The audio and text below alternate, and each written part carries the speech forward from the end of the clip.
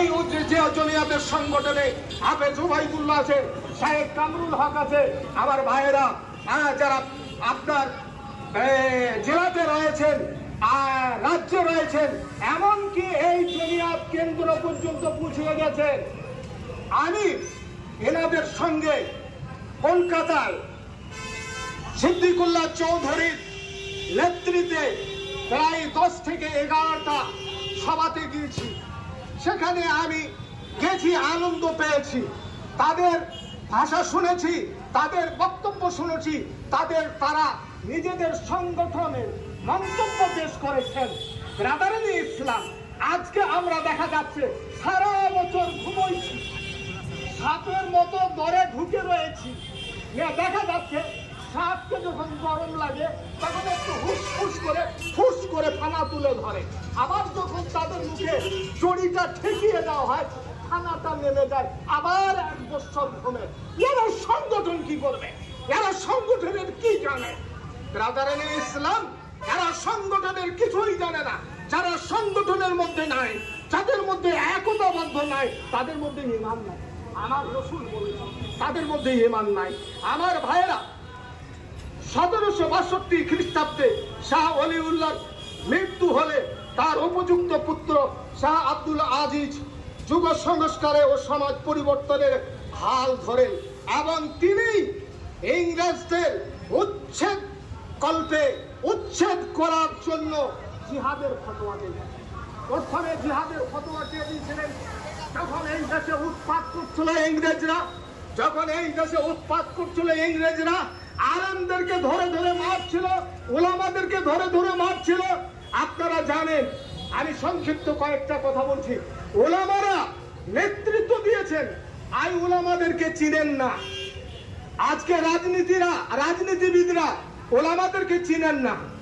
আরে ওলামাদের কতটুকু ক্ষমতা আছে, আমি শেষকালে 2টি বুখারীর হাদিস বলবো, লম্বা হাদিস সংক্ষেপে 5 মিনিটের মধ্যে বলে দেবো।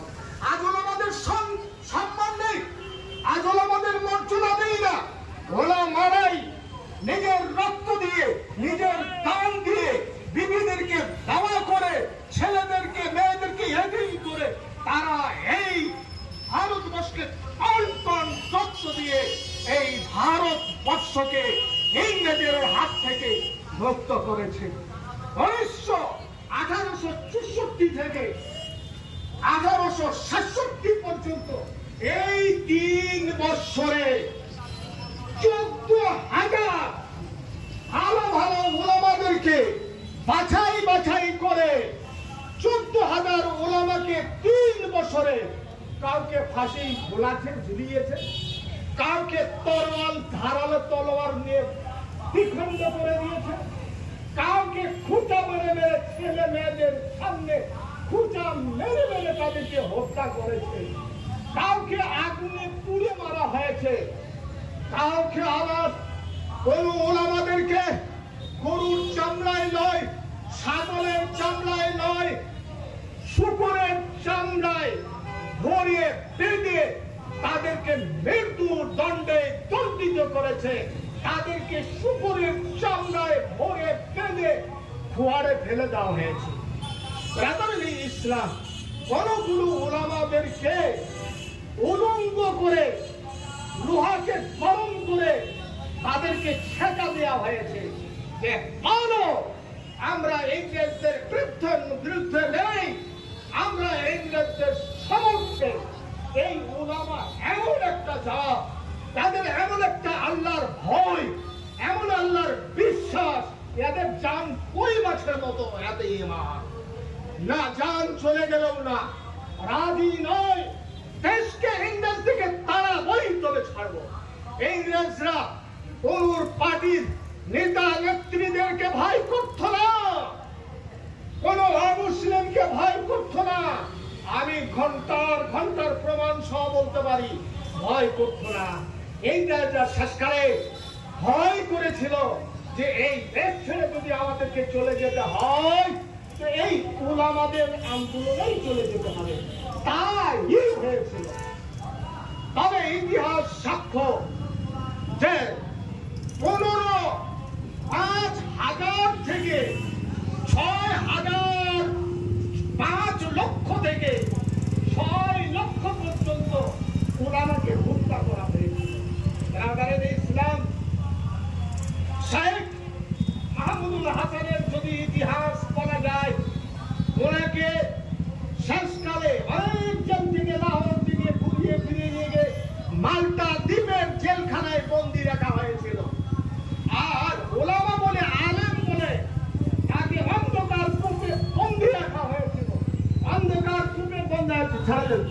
অন্ধকার কূপে বন্দি রাখা হয়েছিল। ভাইরা আমার শুনুন, আজ আপনাদের কাছে গোলামারা শ্রদ্ধের পাত্র নয়, গোলামারা বহু জান কুরবানি করেছে। তো 5 লক্ষ থেকে 6 লক্ষ ওলামাকে এই ভারতবর্ষকে স্বাধীন করার জন্য কুরবানি দিতে হয়েছিল।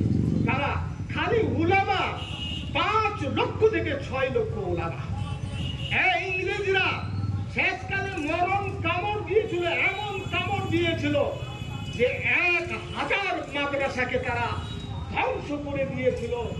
টুপি লাগা, পাঞ্জাবি পরা, হ্যাঁ না, আহা, কচি কাঁচা ফেরেশতাদের দেয়, যাদের পায়ের নিচে ফেরেশতারা পর বিছিয়ে দেয়, তাদেরকে পর্যন্ত ধরে ধরে জবাই করা হয়েছিল।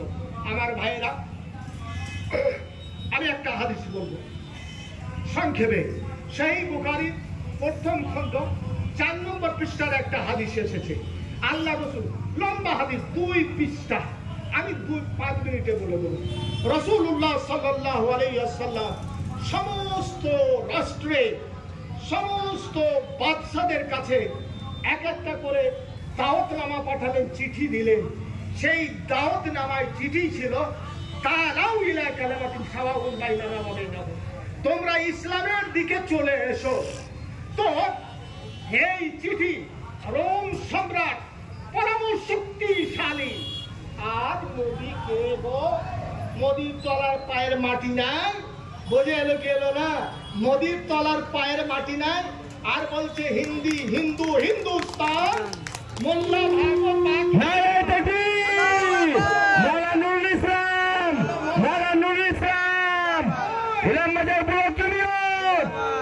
এরা মোল্লা নয়, এরাই দেশকে স্বাধীন করেছে। আর বলছে মোল্লা মোল্লা, মোল্লা মোল্লা ভাগো পাকিস্তান।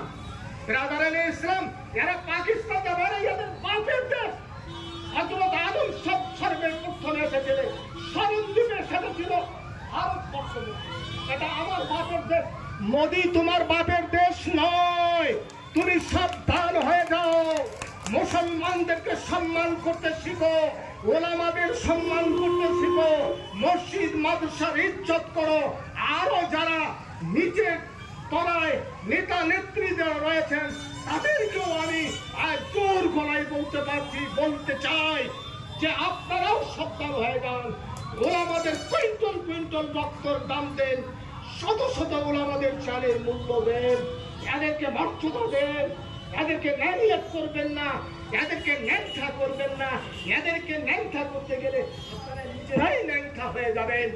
তো হারাকিলা রোম সম্রাট পরম শক্তিশালী, তার কাছে যখন চিঠি গেল, তখন চিঠি পড়ে বলল, এত বড় সাহস কার যে রোম সম্রাটকে আজ চিঠি দিয়েছে, যে এবং ইসলামের দাওয়াত দিয়েছে, সে ব্যক্তি কে? এত বড় সাহস, এত বড় হিম্মত কে রাখে? খুঁজে খুঁজে দেখা হলো, বলে দেখো তো আরবের কোনো কেউ এসেছে কিনা। খুঁজতে খুঁজতে একটা কাফেলা পাওয়া গেল, একটা জামাত পাওয়া গেল, আবু সুফিয়ানের জামাত।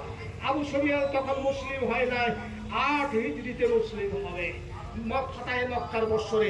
তো সুফিয়ানকে দল সহ ধরে নিয়ে আসা হলো, হ্যাঁ, হারাকিলা রোম সম্রাটের সামনে বস করানো হলো।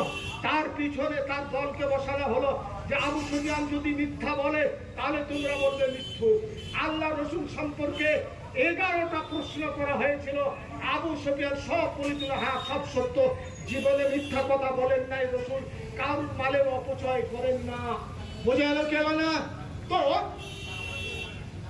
আবু সুফিয়ান যখন এই 10টা কথার জবাব দিল, তো একটা কথা হারাকিলা রোম সম্রাট, সে পরম শক্তিশালী বাদশা, সে একটা কথা বলেছিল, কি ওয়াইন মা তাকুলো হাক্কান সাইয়ামগো কাদামাইয়া হাতাই। বুখারী খুলে দেখবেন, শেষের দিকে আছে। তোমার কথা আবু সুফিয়ান, তোমার কথা যদি সত্য হয়, নবী মুহাম্মদ রাসূলুল্লাহ সাল্লাল্লাহু আলাইহি ওয়াসাল্লামের জন্য যে সার্টিফিকেট দিলে, তাহলে দেখবে একদিন মুহাম্মদ সাল্লাল্লাহু আলাইহি ওয়াসাল্লাম আমি যে চেয়ারের উপরে বসে আছি, আমি যে মাটির নিচে পা দিয়ে দাঁড়িয়ে আছি, এই মাটির মালিক হয়ে যাবে, এই চেয়ারের মালিক হয়ে যাবে মুহাম্মদুর রাসূলুল্লাহ সাল্লাল্লাহু আলাইহি ওয়াসাল্লাম। বোঝা গেল না? আজ আমাদের বিশ্বাস আছে, আজ নেতা নেতৃত্বের বিশ্বাস আছে, একটা খ্রিস্টান রোম সম্রাট বেদিন ও মুসলিম, সে বলছে নবী করিম সাল্লাল্লাহু আলাইহি ওয়াসাল্লাম আমার এই চেয়ারের, আমার এই পায়ের নিচের মাটি, আমার এই রোম সম্রাটের মালিক হয়ে যাবে। বুঝে এলো? আরেকটা কথা বলেছিলেন যে ওয়াইন কানা ইনদাহু লাগাসালতু কদমাইহি। ভালো করে শুনে নাও মুসলিম সমাজ, নেতা নেত্রীরা, নদী পর্যন্ত পৌঁছানো যদি হয় তো এ কথা পুছিয়ে দাও। হারেকিলা রোম সম্রাট পরমা শক্তিশালী বাদশাহ বলেছিলেন, পাওয়ারফুল বাদশাহ, ওয়াইন কানা ইনদাহু, আমি যদি মুহাম্মদ সাল্লাল্লাহু আলাইহি সাল্লামের কাছে থাকতাম, লাগাসালতু কদমাইহি, তো আমি তার পা দুটো ধুইয়ে দিতাম আমার নিজের হাত দিয়ে। আর ওলামারা তাদেরই ওয়ারিস। ওলামারা কাদের ওয়ারিস? নবী ও মুহাম্মদুর রাসূলুল্লাহ সাল্লাল্লাহু আলাইহি সাল্লামের স্থলাভিষিক্ত। আমরা এই নবী করিম সাল্লাল্লাহু আলাইহি সাল্লামের ওয়ারিস। আমার ভাইরা, ওলামাদেরকে কখনো নেগলেক্ট করবেন না, অসম্মান করতে যাবেন না। অসম্মান করতে গেলে নিজেরাই অসম্মান হয়ে যাবেন, অসম্মানিত হয়ে যাবেন। এদেরকে সম্মান করতে শিখুন। আল্লাহ যেন আমাদেরকে সকলকে এক হয়ে চলার, একই বলার তৌফিক দান করেন। আল্লাহ